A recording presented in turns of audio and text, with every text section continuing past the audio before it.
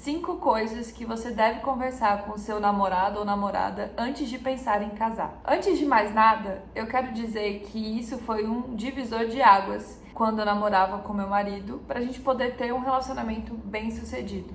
A gente tinha o dia do chamado conversas tabus. Então, primeiro, que não existia conversas tabus no nosso relacionamento. A gente decidia ativamente um assunto que a gente iria discutir naquele dia para poder evitar conflitos futuros. E, gente, combinado não sai caro. Você quer ter um relacionamento de casamento bem sucedido? Converse tudo o que você puder conversar antes do momento que você vai precisar decidir algo realmente. A primeira coisa que eu acho que você deveria conversar com o seu namorado ou namorada: finanças. Não é ser interesseiro, é só fazer um planejamento familiar em cima do orçamento que vocês têm. Eu acredito que se você é cristão e você está namorando, você deseja casar com essa pessoa. E para casar você precisa de dinheiro.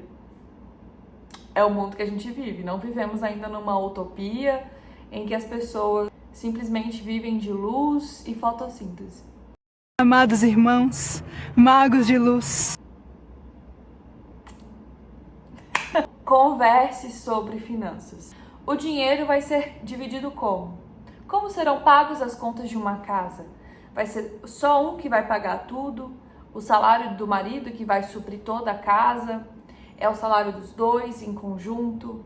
São inúmeras possibilidades. Você não precisa se basear no relacionamento de ninguém, mas você precisa decidir, junto com quem vai viver junto com você, essa divisão de finanças. A segunda coisa que eu acho que todo casal deveria conversar antes de pensar em casar é divisão de tarefas em casa.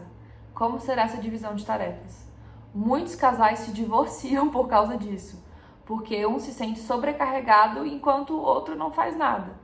Então, assim, vocês precisam saber, será que um tem mais mania de limpeza do que o outro? Um não suporta lavar a louça, o outro não suporta cozinhar? Será que um vai assumir toda a função da casa enquanto o outro vai trabalhar fora? A divisão é você que escolhe, mas o combinado tem que ser feito. 3. Criação de filhos. Isso é muito importante, porque cada um foi criado de uma forma, você não veio de culturas iguais. Os pais do seu cônjuge não criaram ele da mesma forma que você foi criado.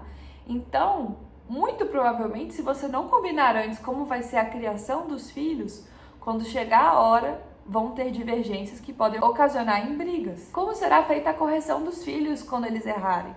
Esses filhos, eles vão estudar em escola integral? Eles vão fazer uma aula de instrumento? É importante você ensinar uma outra língua para ele? Converse sobre isso, porque pode ser que vocês tenham ideias muito divergentes do que é uma criação de filhos. Quarta coisa, como será a vida espiritual da sua família? Vocês vão ter culto no lar? Vocês vão orar juntos todo dia?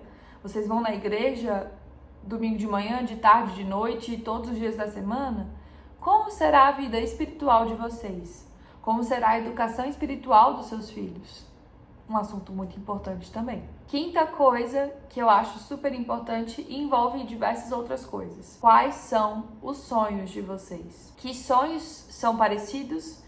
Que sonhos são diferentes? Quais que vão poder ser realizados? Quais talvez não se realizarão e você vai ter que abrir mão disso e você precisa saber disso antes de casar? Um deseja morar fora, o outro não quer sair da cidade. Quem vai abrir mão? Quem vai ter que aprender a agradar o outro? Um deseja ser missionário, o outro quer ser bancário.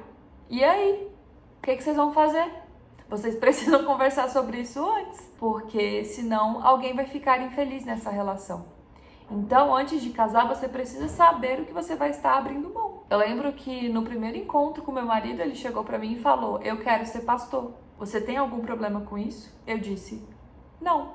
Então, desde sempre eu soube o que aconteceria comigo se eu casasse com ele. Eu seria esposa de pastor, que é o que eu sou hoje. Então, você precisa ser claro sobre o que você deseja para a vida. Muitas vezes um casal de namorados, quando tá começando a namorar e tá super apaixonado, começa a deixar de falar informações para poder agradar o outro. E isso pode até parecer bom no início, porque não existe conflito, não existe atrito naquele relacionamento, mas isso pode acarretar em um divórcio. Então você precisa ser o mais honesto e o mais claro possível.